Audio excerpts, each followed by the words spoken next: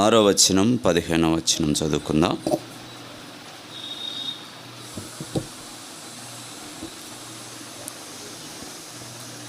ఇదిగో అక్కడ హోరేబులోని బండ మీద నేను నీకు ఎదురుగా నిలిచెదను. నీవు ఆ బండను కొట్టగా ప్రజలు త్రాగుటకు దానిలో నుండి నీళ్లు బయలుదేరునని మోషేతో సెలవీయగా మోషే ఇశ్రాయేలీయుల పెద్దల కన్నుల ఎదుట అట్లు చేశాను.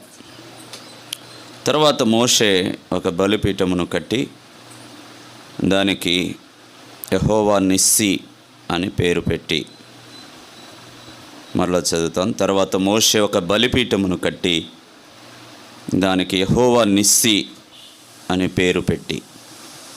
దేవుడు ఈ లేఖన భాగములను మన కొరకై దీవించి ఆశీర్వదించునుగాక. ప్రియమైన వారులారా, ఈ ఉదయకాలం ఈ 2021వ సంవత్సరం 7వ మాసం ఈ మొదటి పునరుద్ధాన దినములో మనం ఉన్నాం. ప్రభును ఆరాధించడం, ప్రభు రక్తములో కడగబడిన మనకు ఆయన ఇచ్చినటువంటి భాగ్యం ఇది. గత వారంలో ఈ 17వ అధ్యాయంలో ఒక అంశాన్ని మనం ధ్యానం చేశాం. కొట్టబడిన బండ, కట్టబడిన బలిపీఠం. ఆ బండ క్రీస్తేనని, ఆ బండ మన కొరకు కొట్టబడింది అని, ఆ బండలో నుండి ఇశ్రాయేలు ప్రజలకు త్రాగుటకు నీరు ఎలా ప్రవహించిందో, ప్రభు అయిన యేసు క్రీస్తు వారు సిలువలో మానవాళి కొరకై ఆయన మరణించి తిరిగి లేచుట ద్వారా మనకు నిత్య జీవాన్ని ఇచ్చారు అనే సత్యాన్ని గత వారం విన్నాం. ఈ 17వ అధ్యాయం 2 భాగాలుగా మనం విభజించుకోవాలి. మొదటి భాగం 1వ వచనం నుండి 8 వచనాల వరకు, 7 వచనాల వరకు ఇశ్రాయేలు ప్రజలు దప్పికొనడం, మోషే మీద వారు గొనగడం, మోషే బండను కొట్టడం. 7వ వచనం వరకు మనం చూస్తాం. ఎక్కడైతే వారు దాహము తీర్చబడ్డారో, ఎక్కడైతే వారి జీవితాలు 7వ వచనంలో మనం చూసినప్పుడు, అతడు ఆ చోటికి వచ్చినప్పుడు మస్సానియు మెరీబానియు పేర్లు పెట్టెను. అప్పుడు ఇశ్రాయేలు చేసిన వాదమును బట్టి యెహోవా మన మధ్య ఉన్నాడో లేడో అని వారు యెహోవాను శోధించుటను బట్టి ఆ చోటికి అనే పేరు చూస్తున్నాం. ఏ చోటది? వారి కన్నుల ఎదుట మోషే ద్వారా దేవుడు జరిగించిన ఆ కార్యం, బండలో నుండి నీరు రావడం, బండను కొట్టడం, నదిని కొట్టడం. ఇక అది అన్నటికీ మరిచిపోకుండా, ఈ అన్నటికీ చరిత్రలో అది మాసిపోకుండా ఉండడానికి దానికి ఒక పేరు పెట్టాడు. ఆ పేరే మెరీబా మస్సా అన్నాడు. ఇక 2వ భాగంలో 8వ వచనం నుండి ఆఖరి వరకు మనం చూస్తే, ఇక్కడ ఒక ప్రత్యేకమైన భాగం ఇది. అమాలేకీయులు ఇశ్రాయేలీలతో యుద్ధం చేస్తున్నారు. ఎప్పుడు ఆ యుద్ధం? దాహము తీర్చబడిన తర్వాత. ఈ 17వ అధ్యాయాన్ని అంతటినీ కూడా అది ఒక విశ్వాసి తన జీవితంలో ఎలా ఉండాలి, క్రీస్తు ప్రభును నమ్మిన తర్వాత యుద్ధాలు మొదలవుతాయి. వీరు దాహము తీర్చబడిన తర్వాత అమాలేకీయులు వచ్చి వారి మీద యుద్ధము చేస్తున్నారు. యుద్ధము చేస్తున్న సమయంలో యెహోషువతో మోషే చెప్తున్న మాట 9వ వచనంలో మనకు కనబడుతుంది. మన కొరకు మనుష్యులను ఏర్పరిచి వారిని తీసుకొని బయలువెళ్ళి అమాలేకీలతో యుద్ధము చేయుము.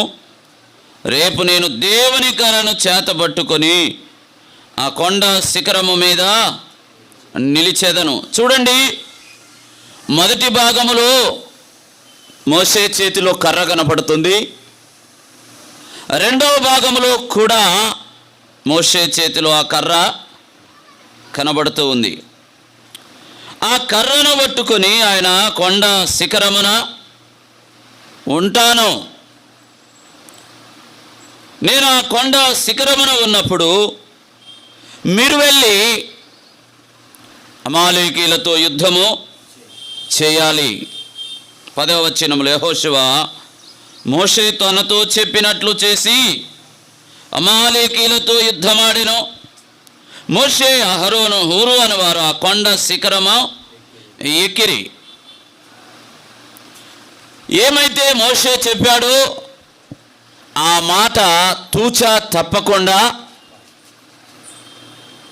యెహోషువ చేస్తున్నాడు. శత్రువులు మీదికి వస్తూ ఉన్నారు. వారి యొద్ద యుద్ధ సామాగ్రి ఉన్నది. వారు మనల్ని మట్టు పెడతారు. మనం ఏమైపోతామో అనుకోవలసిన యెహోషువ మోషే చెప్పినట్లుగా చేయడం అనేటువంటి దానిలో ఎంతో విధేయత యెహోషువలో మనం చూస్తున్నాం. అలాగున యుద్ధం చేయడానికి మానవుని యొక్క బలము ఎంత మాత్రమును వారికి సరిపోలేదు. అక్కడ ఒక మాట ఉంది 11వ వచనంలో, మోషే తన చేయి పైకెత్తినప్పుడు ఇశ్రాయేలీయులు గెలిచిరి. మోషే తన చేయి దింపినప్పుడు అమాలేకీలు, ఈయన ఇరుకులో పడ్డాడు ఇప్పుడు కదా. ఎవరు గెలవాలి, ఎవరు ఓడిపోవాలి? ఇశ్రాయేలు ప్రజలు గెలవాలి అని అంటే మోషే ఏం చేయాలి? తన చేయి పైకెత్తాలి. ఆ చేయి పైకి ఉన్నంత వరకు ఎవరు గెలుస్తున్నారు? ఇశ్రాయేలు ప్రజలు గెలుస్తున్నారు. ఒకవేళ ఆయన చేయి నొస్తుందని కిందికి దింపాడు అనుకో, ఎవరు గెలుస్తున్నారు? ఆయన చేయి కిందికి వేస్తే ఇశ్రాయేలీయులు ఓడిపోతున్నారు, అమాలేకీయులు గెలుస్తున్నారు. ఆ చేయి క్రిందికి దింపడానికి ఆయన ఆలోచన చేసినా కానీ, చూస్తూ ఉన్నప్పుడు ఆ కనులతో ఆ ప్రజలను చూస్తున్నప్పుడు, యుద్ధమాడుతున్న అమాలేకీలను చూస్తున్నప్పుడు, యుద్ధమాడుతున్న ఇశ్రాయేలు ప్రజలను చూస్తున్నప్పుడు ఇశ్రాయేలీలే గెలుస్తున్నారు ఇలా అనుకుంటాను నేను. అయినా చూద్దామని ఇలా దింపగానే 100 మంది చచ్చిపోయారు అనుకోండి. ఇప్పుడు ఏం చేస్తాడు? వెంటనే ఆ చేయిని పైకెత్తాలి. ఇక అది అట్టనే ఉండాలి. వారు ఆ అమాలేకీలందరూ కూడా ఆ మట్టు పెట్టబడే వరకు కూడా చేయి దించకూడదు.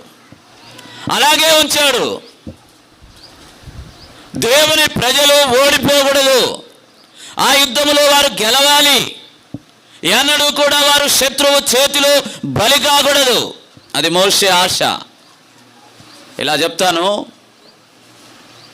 విశ్వాసి తన విశ్వాస జీవితంలో, తన కుటుంబములో, లోకములో ఓడిపోకూడదు. ఆ విశ్వాసి తన విశ్వాస జీవితమును ఓడిపోకుండా ఉండడానికి ఆయన పైకెత్తబడ్డాడు. ఆయన పునరుద్ధానుడై తిరిగి లేచాడు. మోషే తన చేయిని పైకెత్తుతున్నాడు. 12వ వచనంలో, మోషే చేతులు బరువెక్కగా వారు ఒక రాయిని తీసుకొని వచ్చి అతడు దాని మీద కూర్చుండుటకై దానిని వేసిరి. మొదటి భాగంలో రాయి ఉంది. రెండవ భాగంలో యుద్ధ సమయంలో కూడా కర్ర ఉంది, రాయి కూడా ఉంది. ఇప్పుడు ఆ రాయిని వారు తీసుకొని వచ్చి ఆ రాయి మీద మోషే కూర్చున్నాడు. మొదటి భాగంలో కూడా ఎవరు కనపడుతున్నారు? ప్రభు అయిన దేవాతి దేవుడు, నేను ఆ బండ మీద నీకు ఎదురుగా నిలుస్తాను. ఇప్పుడు ఈ బండ మీద ఎవరున్నారు? మోషే కనపడుతున్నాడు. ఆ బండ పైన మోషే కూర్చున్నాడు. ఆయన చేతులు బరువెక్కకుండా ఉండడానికి అహరోను ఒక ప్రక్క, హూరులు ఒక ప్రక్క ఏం చేస్తున్నారు? ఒకడు ఆ ప్రక్క, ఒకరు ఈ ప్రక్క అతని చేతులను ఆదుకొనగా అతని చేతులు సూర్యుడు అస్తమించు వరకు నిలకడగా. ఇప్పుడు బరువెక్కిన చేతులు దించబడకుండా ఉండడానికి ముగ్గురు సహకారులుగా ఉన్నారు. ఎవరారు? అదృశ్యుడైన రాయి స్థానములో ఉన్న ప్రభు ఉన్నాడు. దృశ్యంగా కనబడుతున్న అక్కడ అహరోను, హూరు అనేటువంటి వారు కూడా ఉన్నారు. వీరు ముగ్గురు కూడా ఇశ్రాయేలు ప్రజలకు జయము రావడానికి కారణం మోషే ఒక సాధనమే కదా, కేవలం ఒక సాధనమే. మోషే వలన విజయం రాలేదు ఇశ్రాయేలు ప్రజలకు, అక్కడ మోషే వలన రాలేదు. కానీ ఇప్పుడైతే ప్రభు అయిన యేసుక్రీస్తు వారి ద్వారా మనకు రక్షణ, విజయం లభించింది. ఆ ప్రక్కన ఒకరు, ఈ ప్రక్క ఒకరు. అక్కడ ఒక మాట ఉంది, ప్రభు చిత్తమైతే ఆ మాట మీదనే మరొకసారి ఒక పాఠాన్ని విన్నాం. ఏంటంటే 12వ వచనంలో, అతని చేతులను ఆదుకొనగా వారు ఆదుకున్నారు. మేమున్నాం, ఇదిగో మోషే మేమున్నాం. నీ బరువెక్కిన చేతులను దింపాలనుకుంటున్నావేమో, అవి దింపబడడానికి వెళ్ళలేదు. ఇదిగో ఈ బండ మీద కూర్చో, నీ చేతిని మేము ఆదుకుంటాం, మేం పట్టుకుంటాం, మేము ఉన్నాం.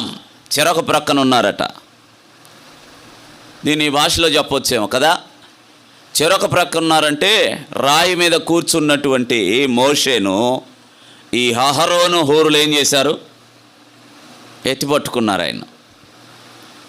నేను ఇలాగే నిలబడ్డాను అనుకో, నా కాళ్ళు నొయ్యకుండా ఉండాలంటే ఏం చేయాలి?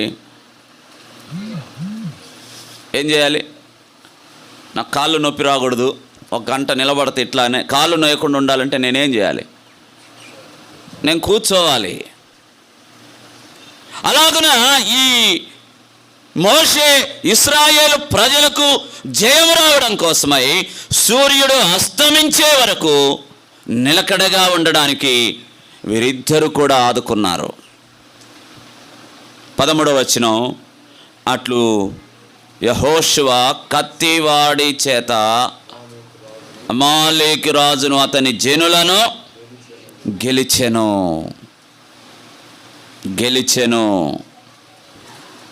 యెహోషువ యుద్ధం చేస్తున్నాడు. అహరోను, హూరులు మోషేను ఆదుకుంటున్నారు.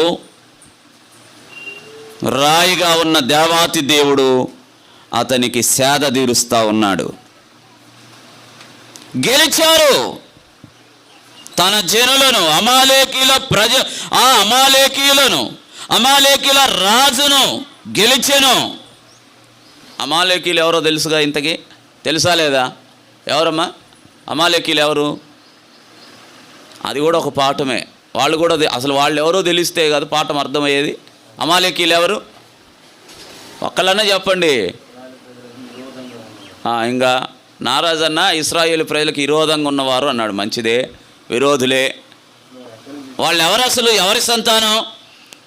మీకు క్లూ ఇస్తా, ఒక్కటే మాట. టైం లేదు కాబట్టి ఆ లైన్ అంతా మీకు అర్థం చేసుకోవడానికి మూల పురుషుడు ఎవరో చెప్తాను. ఎవరు? ఏశావు సంతానం. ఏశావు ఎవరు?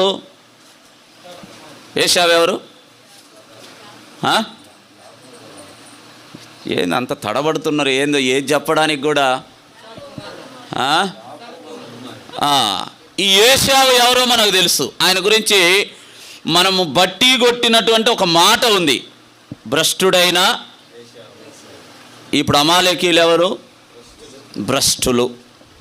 ఇక ఆ లైన్ చూసుకోండి, మీరు తర్వాత బైబిల్ చదవండి, అన్నీ చెప్పను నేను. అలాంటి సంతానంలో నుండి వచ్చిన వారి అమాలేకీలు. ఇశ్రాయేలు ప్రజల మీదకి యుద్ధానికి వచ్చిన వారు ఓడించాలనుకున్నారు, కానీ ఓడిపోయారు. విజయాన్ని పొందారు ఇశ్రాయేలు ప్రజలకు విజయం. 13వ వచనంలో ఆ మాట చూస్తున్నాం. యెహోషువ కత్తివాడి చేత అమాలేకీయుల రాజును అతని జనులను గెలిచెను.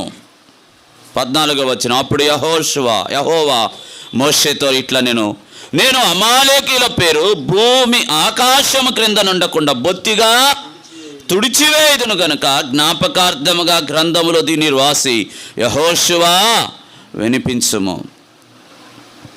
మీరేమనుకుంటున్నారు కానీ నేను ఇక మీద ఈ భూమి మీద ఏశావు సంతతి లేకుండా చేస్తాను, అమాలేకీయులను లేకుండా చేస్తాను. కారణం ఏంటంటే అక్కడే చెప్పాడు, వారు యెహోవాకు ఎలా ఉన్నారట? విరోధంగా నడుచుకున్నారు. ఈ విషయాన్ని యెహోషువ నీవు జ్ఞాపకార్థకంగా ఉండడానికి ఒక గ్రంథములో దీన్ని రాయి అన్నాడు. ఇప్పుడు మన పాఠంలోకి వస్తాం. ఇదంతా ఎందుకు చెప్పానంటే ఇదంతా చెప్తేనే మీకు తర్వాత అర్థమయ్యేది. ఇప్పుడు వారు గెలిచిన తర్వాత 15వ వచనంలో మన పాఠం ఉంది. ఆ తర్వాత మోషే ఒక బలిపీఠమును కట్టి దానికి యెహోవా నిస్సి అని పేరు పెట్టెను. ఈ బలిపీఠం పేరేం పేరు? యెహోవా నిస్సి. యెహోవా నిస్సి అంటే అర్థం ఏంటి? యెహోవాయే నా ధ్వజం. ధ్వజం అంటే అర్థం ఏంటి?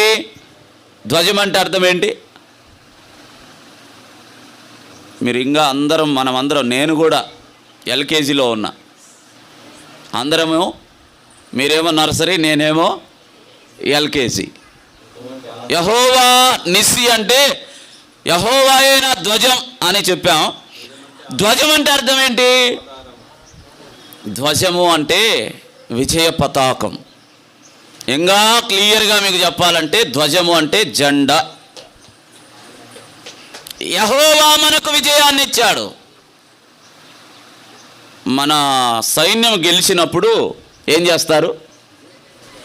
ఆ సైన్యము మనకు విజయాన్ని చేకూర్చినప్పుడు మన మిలిటరీ వారు ఏం చేస్తారంటే, మన దేశంలో ఏమీ నష్టపోలేదు, మనం గెలిచాం, శత్రువుని మనం మట్టుబెట్టాం, శత్రువుని మనం కాల్చివేసాం అనడానికి వారు ఓడిపోయి పరుగులు తీస్తూ ఉంటే మన దేశంలో, మన సరిహద్దులో వారు ఏం చేస్తారు?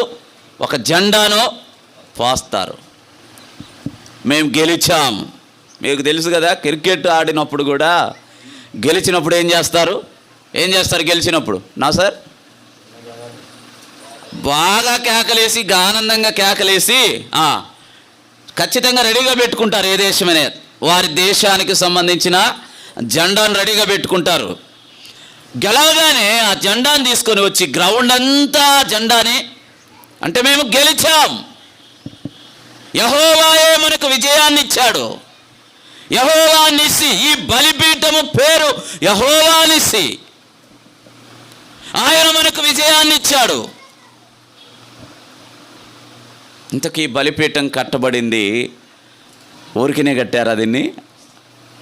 ఈ బలిపీఠం కట్టడానికి ముందు పోరాటం ఉంది. బలిపీఠం కట్టబడాలి అని అంటే పోరాటం ఖచ్చితంగా చేయాలి. వారికి విజయాన్ని ఇచ్చిన ఆ దేవుణ్ణి వారు ఆరాధించడానికి, విజయాన్ని ఇచ్చిన దేవుణ్ణి ఘనపరచడానికి విజయ సూచిక ఈ ధ్వజం, ఈ నిస్సి, యెహోవా నిస్సి. అసలు బలిపీఠం కట్టడం అనేది ఎక్కడ ప్రారంభమైంది? ఎక్కడ ప్రారంభం? మీరు మనసు పెట్టి వినాలి అమ్మా. ఆమె అంటుంది అబ్రహాం అన్నది. అబ్రహాం అన్నది విశ్రాంతమ్మా. బలిపీఠం అసలు ఎప్పుడు ప్రారంభమైంది అంటే ఆయన చెప్పింది అబ్రహాం కట్టాడన్నా అన్నది. మంచిదే, ఆయనకు ఒక పేరు విశ్వాసులకు తండ్రి, మొదటి పేరేమో బలిపీఠములు కట్టేవాడు అని ఉంది. అసలు ఎక్కడ కట్టారు మొదట బలిపీఠం? అది ఒక విచిత్రమైన పని కలిగింది. ఆ బలిపీఠం అంటే అర్థం ఏంటంటే, ఎప్పుడైనా ఆదిమ కాలములో ప్రజలు రక్షించబడ్డప్పుడు, ఉపద్రవాల నుంచి తప్పించబడినప్పుడు దేవుడు దాన్ని ఏర్పాటు చేసి దేవుణ్ణి స్తుతించడానికి ఒక గుర్తు పెట్టుకునేవాళ్ళు అన్నమాట. దాన్నే బలిపీఠం అన్నారు వాళ్ళు. మొదటి బలిపీఠం ఎక్కడుందో తెలుసా? ఐ హోప్ నేను ఖచ్చితంగా ఆ పెయిన్ వచ్చి కొడతానని చెప్పా. ఇంకొకసారి ఇటు తిరిగారా, కూర్చోండి. తిన్నారు కదా, కూర్చోండి. మొదట బలిపీఠం ఎక్కడ ప్రారంభమైంది అంటే ఆదికాండంలోకి రండి ఒకసారి.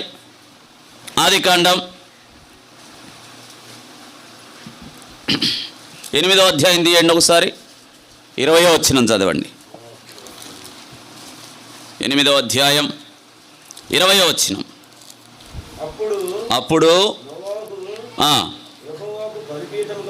యెహోవాకు బలిపీఠము కట్టి, వినండి, గమనించండమ్మా. అప్పుడు నోవాహు యెహోవాకు బలిపీఠము కట్టి పవిత్ర పశువులన్నిటిలోనూ పవిత్ర పక్షులన్నిటిలోనూ కొన్ని తీసుకొని ఆ పీఠము మీద దహన బలి అర్పించెను. ఎప్పుడు? మోషే నిర్గమకాండములో కట్టిన బలిపీఠం విజయానికి సూచక. అది మాకు దేవుడు విజయాన్ని ఇచ్చాడు, మేము గెలిచాం కాబట్టి, ఆ దేవుడు విజయాన్ని ఇచ్చాడు కాబట్టి గుర్తుగా ఇదిగో ఈ బలిపీఠం కట్టాం. దీని పేరు యెహోవా నిస్సి. ఆయనే విజయాన్ని ఇచ్చినవాడు, ఆయనే ధ్వజం.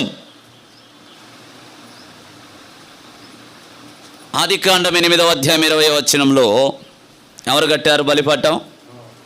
నోవాహు. ఎందుకు కట్టాడు? అప్పుడు అన్నాడు. ఎప్పుడు కట్టాడు?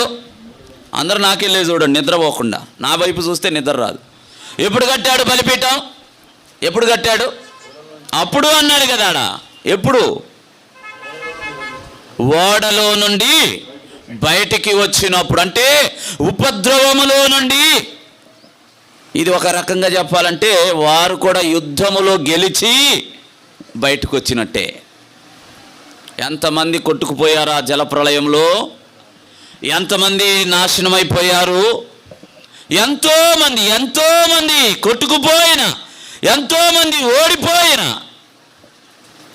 నోవాహు అతని కుటుంబానికి, ఆ ఓడలో ఉన్న వారికి దేవుడు ధ్వజముగా ఉండి జయాన్ని ఇచ్చి వారిని రక్షించాడు. కాబట్టి నోవాహు ఆ ఓడలో నుండి బయటికి వచ్చినప్పుడు ఏం చేశాడు? యెహోవాకు బలిపీఠమును కట్టి పవిత్ర పక్షులను, పవిత్ర పశువులను తీసుకుని వచ్చి ఆ పీఠము మీద దహన బలి అర్పించెను. మీకు సంగతి చెప్పాలి ఇక్కడ. దహన బలి అర్పించడానికి బలిపీఠమేనా? ఇక ఏమైనా ఉన్నాయా? బలిపీఠం 2 రకాలు ఉన్నాయి ప్రస్తుతానికి. ఒకటి దహన బలిని అర్పించడానికి, రెండవది ఏంటిదన్నా? మొదటిది దహన బలిని అర్పించడానికి, రెండవది దీప వేదిక అంటాం. బలిపీఠం అంటే మరొక భాషలో అది ఒక వేదిక. మొదటి బలిపీఠం దహన బలిపీఠం, రెండవది దీప బలిపీఠం. ఇప్పుడు నోవాహు కట్టిన ఆ బలిపీఠం దేవుడు వారికి ఇచ్చిన రక్షణను బట్టి వారు కట్టారు. ఏందాకా అబ్రహాము బలిపీఠం కట్టాడన్నాం కదా, వాస్తవమే. అబ్రహాము, ఇస్సాకు, యాకోబులకు అంతరంగ నామాలున్నాయి, అంతరంగ పేర్లున్నాయి. అవి ఏంటంటే అబ్రహాము బలిపీఠములు కట్టువాడు, ఇస్సాకు అయ్యా జాగ్రత్తగా ఉండాలి. ఇస్సాకు ఏం చేసేవాడు? గుడారములు వేసేవాడు. యాకోబు గుర్తుపెట్టుకోవాలి ఇవన్నీ మీరు. అబ్రహాం ఏం చేసేవాడు? బలిపీఠములు కట్టే అలవాటు. ఇస్సాకు గుడారములు వేసేవాడు. యాకోబు చెప్పండి, ఇక యాకోబు ఏం చేసేవాడు? మీకు తెలుసు కానీ చెప్తే మళ్ళీ ఇంకోటి ఏదన్నా చెప్తాడేమో కొత్తది అనుకొని మీ భయం కదా. ఇందాక అన్న చెప్పిందే, యాకోబు బ్రావులు త్రవ్వించేవాడు. ఇవి కన్ఫ్యూజ్ కాకూడదు ఎప్పుడు. మరలా చెప్తున్నాను, అబ్రహాము బలిపీఠములు కట్టేవాడు, ఇస్సాకు గుడారములు వేసేవాడు, యాకోబు బ్రావులను త్రవ్వించేవాడు. ఇప్పుడు బలిపీఠాలు ఉన్నాయని చెప్పాను. పాత నిబంధన కాలంలో బలిపీఠాలు కట్టిన విధానాలు కొన్ని స్థలాల్లో, ఆయా సమయాల్లో, ఆయా సందర్భాల్లో అవి రకరకాలుగా కట్టబడ్డాయి. ఏ రకంగా కట్టినా, ఏ పరికరాలతో కట్టబడినా వాటి నామం మాత్రం బలిపీఠం అన్నారు. మచ్చుకు మీకు గుర్తు చేయడానికి 4 రకాల బలిపీఠాలను కట్టారు పాత నిబంధన కాలంలో. అవి ఏంటంటే, మొదటిది నిర్గమాకాండంలో మనం చూస్తాం. 20వ అధ్యాయం 24వ వచనం చూడండి త్వరగా. 20వ అధ్యాయం 24వ అధ్యాయం 24వ వచనం. 24 మంటి బలిపీఠమును నా కొరకు చేసి దాని మీద నీ దహన బలులను, సమాధాన బలులను, నీ గొర్రెలను, నీ ఎద్దులను అర్పింపవలెను. నేను నా నామమును జ్ఞాపకార్థముగా నుంచు ప్రతి స్థలములో నీ యొద్దకు వచ్చి నిన్ను, అది దేవుడు ప్రజలు కలుసుకునే స్థలం బలిపీఠం. మందిరాల్లో కొంతమంది పులిపీఠ ఎక్కకూడదు అంటారే అమ్మా. కొంతమంది స్టీలు చేసి వెనక సిలువలు పెట్టి, టేకు ఈ కుర్చీలు పెట్టి, ఇంకా కొంతమంది ఏం చేస్తారంటే దాని మీద తెల్లని బట్టేసి దాంట్లో యేసయ్య వచ్చి కూకుంటాడు అని చెప్పేసి రకరకాలుగా వాళ్ళ బాధలు పడుతూ ఉంటారు. అది కాదు బలిపీఠం అంటే. ఏ స్థలంలో అయితే దేవుడు తన ప్రజలను కలుసుకుంటాడో ఆ స్థలం. ఎక్కడ? 20వ అధ్యాయంలో 24వ వచనంలో నా కొరకు ఒక మంటి బలిపీఠమును చేయండి అన్నాడు. నేను వచ్చి మిమ్మల్ని అక్కడ కలుసుకుంటాను. ఇంకో మాట చూద్దాం చూడండి, దాన్ని వివరించాలంటే టైం సరిపోదు. 25వ వచనం చూడండి. ఇదే 20వ అధ్యాయం 25వ వచనం. నీవు వింటున్నారా? నీవు నాకు రాళ్లతో బలిపీఠమును చేయనప్పుడు మలచిన రాళ్లతో దాన్ని కట్టకూడదు. దానికి నీ పనిముట్లు తగలనిచ్చిన ఎడల, అమ్మ చెప్తున్నాడు ఇక్కడ, వినండి, మట్టితోనే నాకు కట్టాలి అన్నాడు. మలచిన రాళ్లతో కట్టకూడదు అంటున్నాడు. ఇక్కడ అన్నాడు పనిముట్టు తగిలిన ఎడల ఆ బలిపీఠం ఏమైపోద్ది? అది అపవిత్రమవుతుంది. ఎంత ప్రత్యేకత ఉంది బలిపీఠానికి. మట్టిని తీసుకోవాలి, మట్టితోనే నాకు చేయాలి. ఒకవేళ రాళ్ళు తీసుకొని రాళ్లతో కడతారేమో, రాళ్ళది నాకొద్దు, మలచిన రాళ్ళు నాకొద్దు. ఒకవేళ అలాగ చేస్తే అది అపవిత్రమవుతుంది. అందుకనే నా కొరకై ఏం చేయమంటున్నాడు? మంటి బలిపీఠం. 3వ మాట చూద్దాం. 27వ అధ్యాయం 1వ వచనం. 27వ అధ్యాయం 1వ వచనం. మరియు 5 మూరల పొడవు 5 మూరల వెడల్పు గల బలిపీఠమును తుమ్మకర్రతో నీవు చేయవలెను. ఆ బలిపీఠము చచ్చౌకముగా నుండవలెను. దాని ఎత్తు 3 మూరలు, ఇక ఇవన్నీ చదివితే సమయం సరిపోదు. మీరు తర్వాత 27వ అధ్యాయం 28వ అధ్యాయం అన్నీ చదవండి. బైబిల్ బాగా చదవండి. ఎక్కడ నిలబడి ఎవరైనా మాట్లాడుతారంటే నేను కూడా భయపడాలి. అట్లా చదవాలి బైబిల్ గ్రంథాన్ని. 27వ అధ్యాయంలో బలిపీఠమును గురించిన ప్రస్తావన చేస్తూ దాని కొలతలు చెప్తూ దాన్ని ఎలా చేయాలో చెప్తా ఉన్నాడు దేవుడు. ఏ కర్రతో చేయమంటున్నాడు ఇప్పుడు? మట్టితో చెయ్యి, లేకపోతే ఏ కర్ర? టేకు కర్రతో కాదు. ఇప్పుడు చాలామంది టేకు కర్రతో చేస్తున్నారు, చేసి ఇది బలిపీఠం అంటున్నారు. దేవుడు చెప్తున్నాడు తుమ్మకర్రతో నీవు బలిపీఠాన్ని చేయాలి. తుమ్మకర్రతో బలిపీఠమును చేయాలి. ఇది చెప్పాలి అంటే ఈ తుమ్మకర్ర బలిపీఠాన్ని గురించి మాట్లాడాలంటే కనీసం మనకు 3 నెలల టైం పడుతుంది. 3 నెలలు అంటే ఎన్ని వారాలు? అపోస్తులు 12 మంది అన్నట్టుగా 12 వారాలు పడుతుంది. ప్రభు అనుమతిస్తే సమయం ఉన్నప్పుడు ధ్యానం చేద్దాం. ఆ తుమ్మకర్ర చెక్కబడాలి, ఆ తుమ్మకర్ర సరిచేయబడాలి.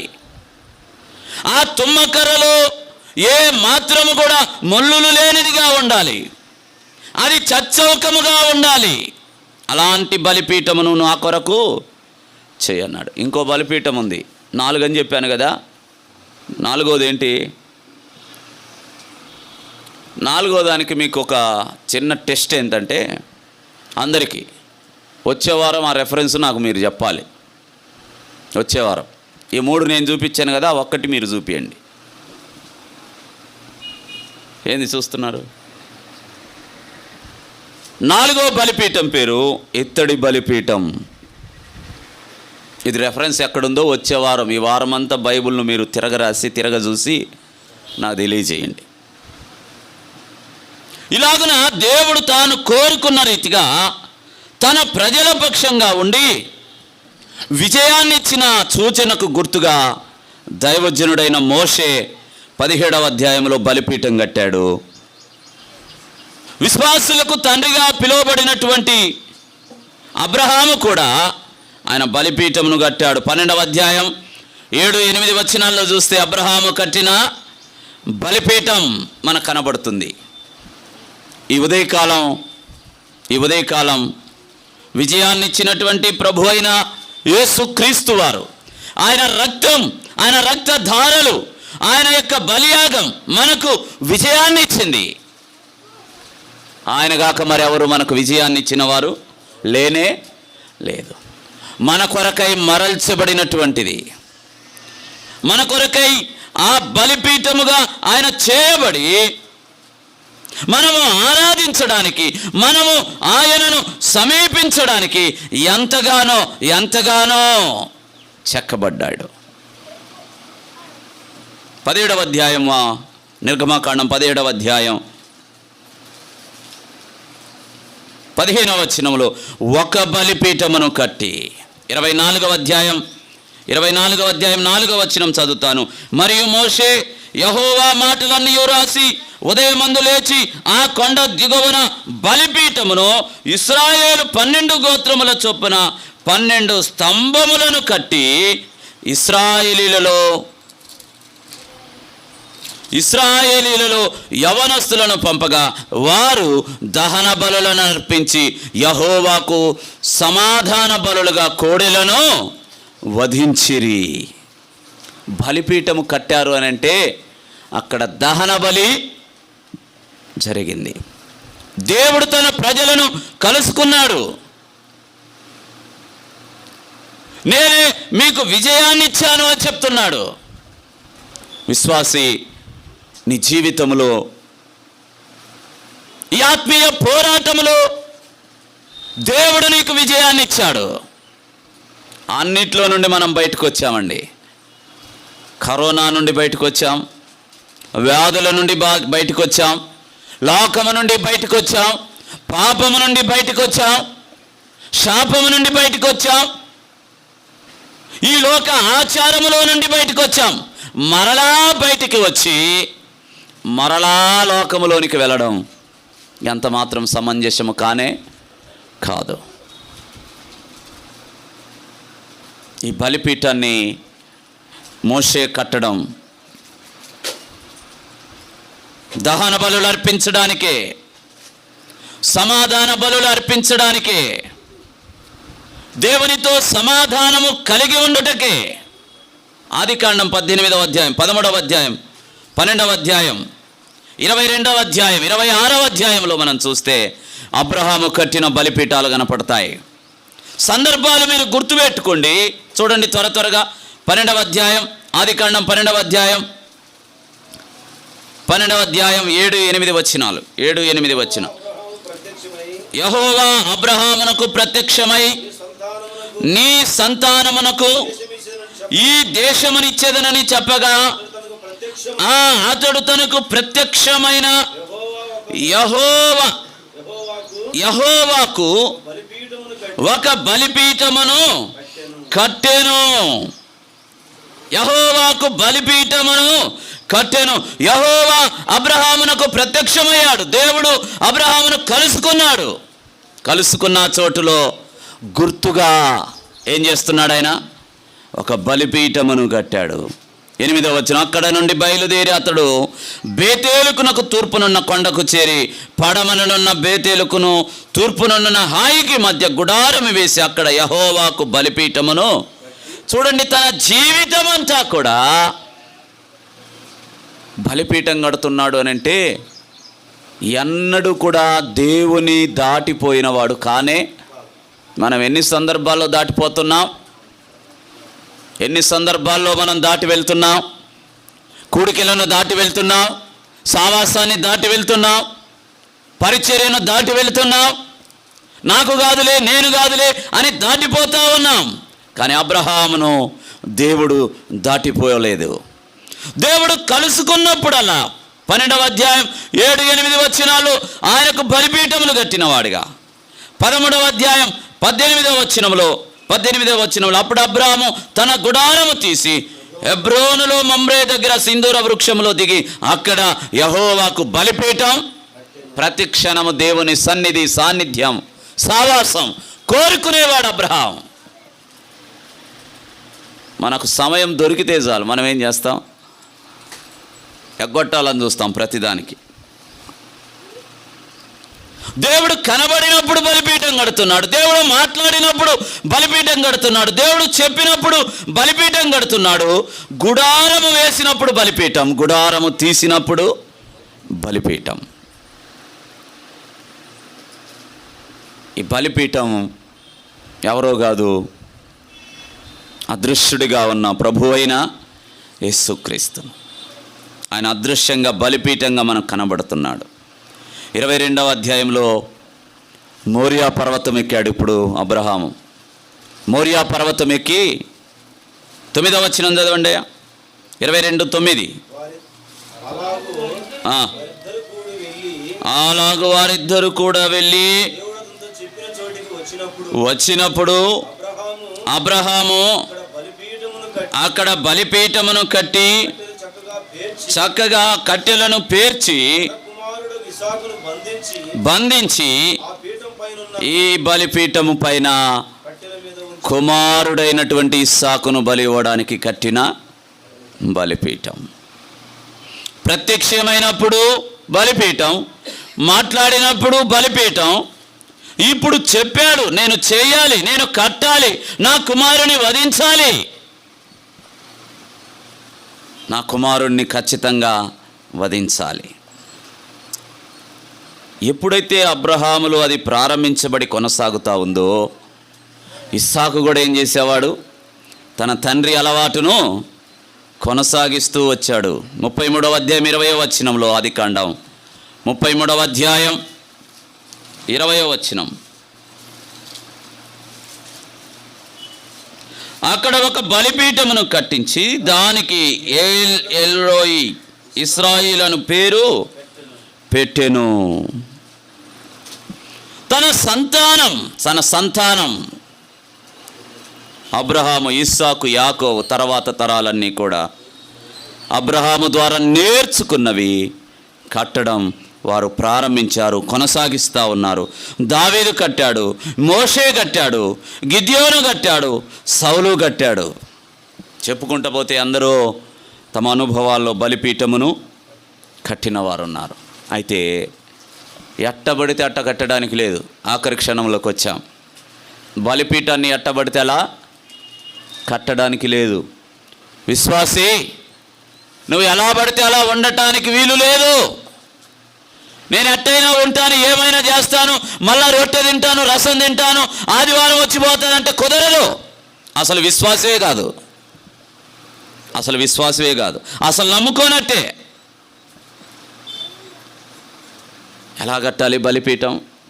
క్రైస్తవ జీవితం ఎలా కట్టబడాలి? ద్వితీయోపదేశకాండ గ్రంథం 27వ అధ్యాయంలో ఆ క్రమాన్ని చెప్పాడు. మీరు తర్వాత చదువుకోండి, వివరించండి, సమయం లేదు. క్రమమైన రీతిలో కట్టబడాలి. నా ఇష్టానుసారంగా కడతాను అంటే కుదరదు. ఎలాగైనా కట్టొచ్చా? ఇంటి గోడలు ఎలాగైనా కట్టొచ్చా? ఒక రాయి లోపలికి, ఒక రాయి బయటికి, ఒక మూల పక్కకు, ఇంకో పక్కకు పెట్టి కడితే, ఒకవేళ అలా కట్టాడనుకో, ఇంటి యజమాని అయ్యా నాకు ఇట్టే ఉండాలి, నువ్వు ఇట్టే కట్టు అన్నాడు అనుకో, బేల్దారితో కట్టాడే అనుకో, ఇంటికి వచ్చిన వాళ్ళంతా దేన్ని చూస్తారు ముందు? అక్రమాన్నే చూస్తారు ముందు. ఈ గోడ అంతా చక్కగా పెట్టాడు, స్టైల్గా ఫ్యాషన్గా ఉంటుందని ఈ గోడ ఒక రాయి లోపలికి, ఒక రవ్వ ముందుకు, ఒక రవ్వ లోపలికి, మళ్ళీ ఒక రవ్వ బయటికి పెట్టాడు. ఇదేందయ్యా ఈ గోడ ఏమి ఇలా కట్టావు, ఈ గోడ బాగుంది, ఇదేంది ఇలా పెట్టావంటే అట్లా పెడితే బాగుంటుందని కట్టానన్నావు అనుకో. ఎవరయ్యా నీకు చెప్పింది? విశ్వాసి జీవితం కూడా వంకర టింకరలుగా కట్టబడ్డానికి లేదు.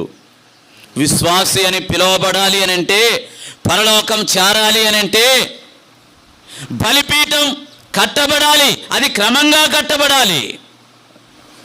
ఎలా కట్టాలో దేవుడు చెప్పాడు. యెహోషువ గ్రంథంలో 8వ అధ్యాయంలో దైవజనుడైన మోషేకు దేవుడు ధర్మశాస్త్రంలో రాయించాడు. ఎలా కట్టాలో ఆయన చెప్పాడు. అలా కట్టాలి. అబ్రహాం అలాగే కట్టాడు, ఇస్సాకు అలాగే కట్టాడు, యాకోబు అలాగే కట్టాడు, నోవాహు అలాగే కట్టాడు, మోషే కూడా అలాగే కట్టాడు. మరి నీవు నేను మనం ఎలా కడుతున్నాం? ఆలోచన చేయండి. ఒక్కసారి మనము ఈ లోకము నుండి ప్రత్యేకించబడిన తర్వాత మనము మన సొత్తు కాము, మనము మన రూపము కాము, అసలు మనము కానే కాదు. దేవుని ప్రజలమయ్యాం, దేవుని స్వాస్థ్యమయ్యాం, దేవుని సొత్తయ్యాం. నా ఇష్టానుసారంగా నేను బ్రతకూడదు, నీ ఇష్టానుసారంగా నీవు బ్రతకూడదు. దేవుని ఇష్టానుసారంగా మనము బ్రతకవలసిన వారం. ఇప్పుడు ఈ ఉదయకాల సమయంలో మోషే బలిపీఠం కట్టాడు, విజయానికి సూచనగా. అది యెహోవా నిస్సి. ఈ ఉదయకాలం ఆ బలిపీఠముగా ఉన్న ప్రభు అయిన యేసు క్రీస్తును మనం జ్ఞాపకం చేసుకుంటున్నాం. ఎవరు ఉండాలి? ప్రభువే ఉండాలి. ఎవరు కనపడాలి? ప్రభువే కనపడాలి. ఆయన బలియాగం కనపడాలి, ఆయన దైవత్వం కనపడాలి, ఆయన పవిత్రత, ఆయన పరిశుద్ధత, ఆయన మహోన్నతమైన నామాన్ని, దేవాతి దేవుని నామాన్ని కోటాను కోట్ల దేవదూతలు ఆయన ఘనపరుస్తూ ప్రస్తుతిస్తూ ఉండగా మనం ఎలాగ ఆయన ఆరాధిస్తున్నాం? ప్రభు చేత మనం రక్షించబడ్డాం. కేవలం ఏదో ఒక ఆదివారపు క్రైస్తవులుగా వచ్చిపోతే ఏం ఉపయోగం ఉండదు. ఆ మాట చదువుకోవడానికి నేను అక్కడ రాయించాను. ఏమనుందాడ హెబ్రీ 11:24లో? బైబిల్ తెరవండి అందరూ ఒకసారి. 11:24 చూడండి. హెబ్రీ 11:24.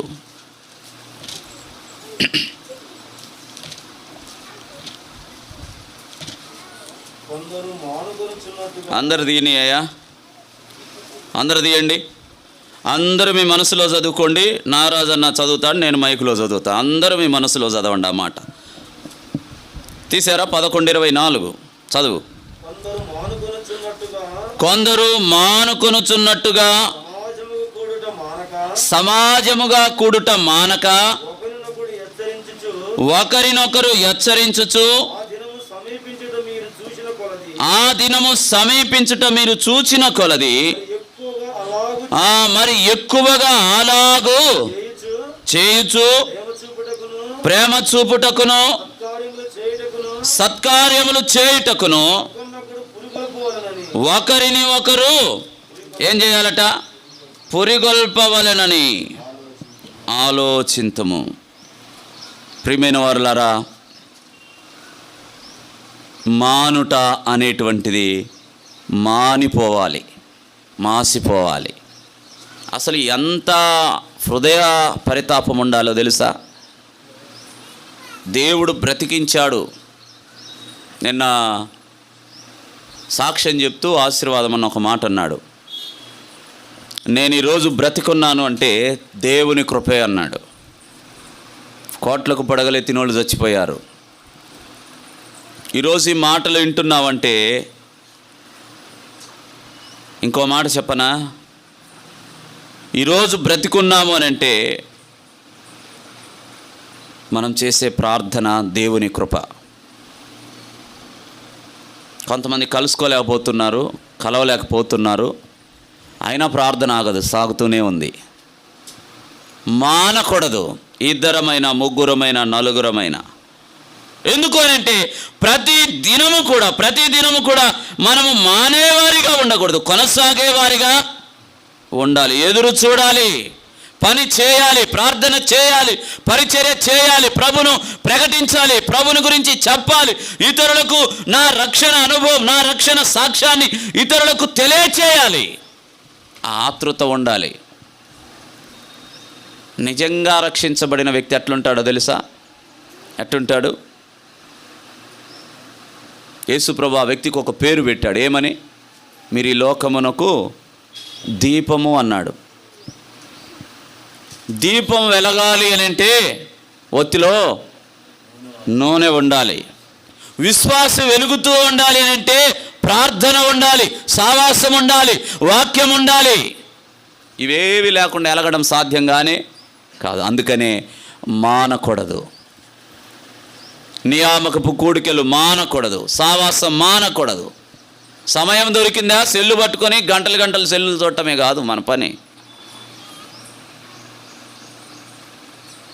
సమయం దొరికినప్పుడల్లా పని చేద్దాం, ప్రభును ప్రకటిద్దాం, ప్రభు సన్నిధిలో మనం ఉందాం, బలిపీఠమును కట్టుతూనే ఉందాం, నిరంతరము కూడా ఆయనను కలుసుకుందాం, ఆయనను ప్రకటిద్దాం. ఆఖరిగా చెప్తున్నాను, ఈ ఉదయకాల సమయంలో బలిపీఠం కట్టబడింది, విజయం వచ్చింది. ఈ ఉదయకాలం ప్రభు శిలువ మరణం పొందాడు, విజయాన్ని ఇచ్చాడు. లోకమును జయించిన విజయము మీ విశ్వాసమే. ఆ బలిపీఠమును ఇక ఎవరు కట్టలేరు, ఆ బలిపీఠముగా ఎవరు మార్చబడలేరు, ఆ బలిపీఠముగా ఎవరు పరిశుద్ధంగా ఉండలేరు. ఒక్కసారి ఆయన అర్పించబడుట చేత ఏమన్నాడు? ఒక్కసారి తను నిర్దోషినిగా అర్పించుకొనుట చేత మనకు రక్షణ భాగ్యం, నిత్య జీవం. ఈ ఉదయకాలం మోషే బలిపీఠము కట్టి ఇది యెహోవా నిస్సి అన్నాడు. జ్ఞాపకార్థకంగా, గుర్తుగా దానికి ఆ పేరు పెట్టాడు. నువ్వు రక్షించబడ్డావనడానికి గుర్తేముంది? ప్రభును ఆరాధిస్తున్నాననడానికి గుర్తేంటి? ప్రభు నా ఆరాధన అంగీకరించాడు అనడానికి గుర్తేంటి? ఉందా గుర్తు? తళ్ళు వంచుకొని స్వపరీక్ష చేసుకుందాం. అందరూ తళ్ళు వంచండి. ఈ ఆరాధనలో గుర్తుందా? నీ విజయానికి గుర్తుందా? ప్రభును గుర్తించామా?